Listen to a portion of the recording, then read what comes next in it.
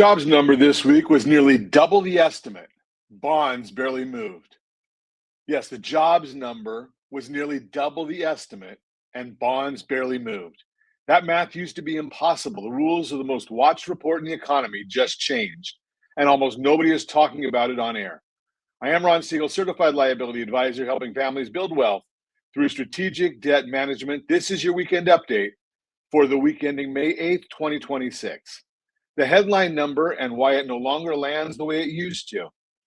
April non-farm payrolls came in at 115,000 jobs. The estimate was around 60,000. On paper, that's a clear beat.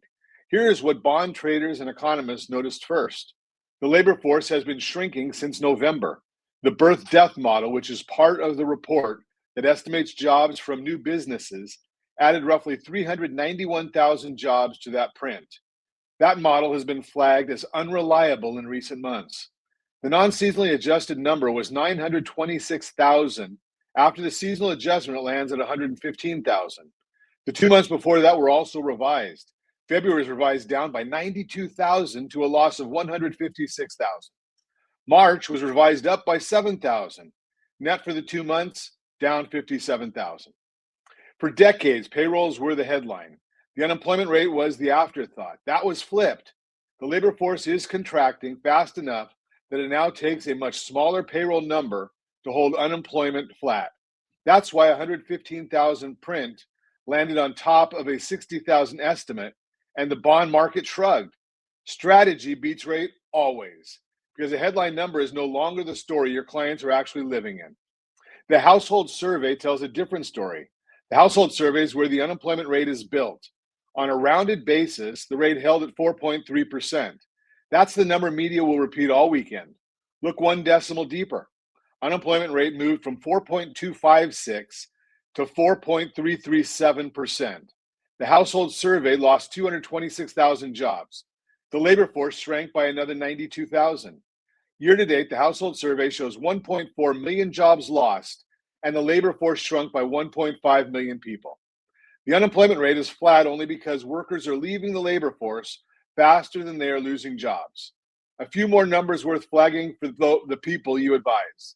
The U6 employment rate, which is the broader measure, jumped from 8% to 8.2%. Full-time positions fell by 424,000. Part-time positions rose by 123,000. Part-time for economic reasons, which means people who want full-time work but cannot find it, jumped by 450,000.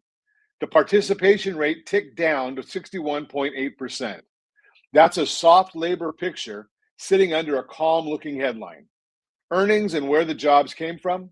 Average hourly earnings rose 0.2% month over month and 3.6% year over year, up from 3.5%. Average weekly earnings now sit at $1,283. Hours worked ticked up slightly from 34.3 to 34.3 from 34.2. Where did the new jobs come from? Healthcare and social assistance added 54,000. Transportation and warehousing added 30,000. Retail added 22,000. Those three sectors are not the parts of the economy most sensitive to rates and growth. Healthcare tracks an aging population. Transportation reflects online shopping. Retail is steady spending. None of that signals an economy running hot. Featured articles this week. This is the real question every advisor and realtor should be asking right now. When the headline number says one thing and the underlying data says another, which version are you making decisions on? We have 5 featured articles this week to help you bring that conversation to your sphere. The strange reason your best tax year is also your worst mortgage year. From tracking the wrong number to building real wealth without a bigger paycheck. The real reason most mortgages cost more than they should has nothing to do with rate. I used to think paying off the house early was smart. Then I did the math. And from stuck on the sidelines to closing on the right home without timing the market. You'll find these on the right side of your dashboard or below the video, depending on the device you are using. Forward them to a client, forward them to a colleague. They are written for the conversations you're already having. Our featured illustrator, we used to call these calculators, Fire. We've also built out a full suite of financial illustrators complimentary for our referral partners. You may have heard us call these calculators in the past. We're rebranding them to illustrators because that is what they actually do. They illustrate. They show a household what the numbers mean over time in plain language a client can act on. This week, we are featuring our FIRE illustrator. FIRE stands for Financial Independence, Retire Early.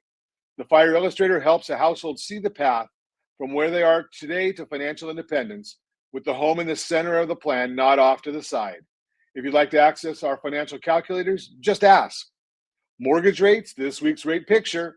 As of our recording, the 10-year Treasury is at 4.36%, a touch lower than 4.37% we saw last week. The market's not closed yet today, so that figure may move before the bell. Here's where mortgage rates averages landed this week. The 30-year conventional is 6.42%. The 30-year FHA is at 5.93%. The 30-year VA is at 5.95%. These are national averages from Mortgage News Daily, not an offer to lend. Markets are also watching for Iran's response to a 14-point peace framework. A headline on that front can move rates faster than the jobs data did. KeySteps is a free platform that gives you credit monitoring, identity theft protection, and household budgeting tools all in one place. Visit rsrlinks.com/keysteps. That's rsrlinks.com/keysteps to get started and share that link with the people you serve. Looking ahead, next week's economic calendar. Next week is heavy on rate-sensitive data. Monday brings April existing home sales. Tuesday, CPI, the headline inflation number. Markets watch most closely.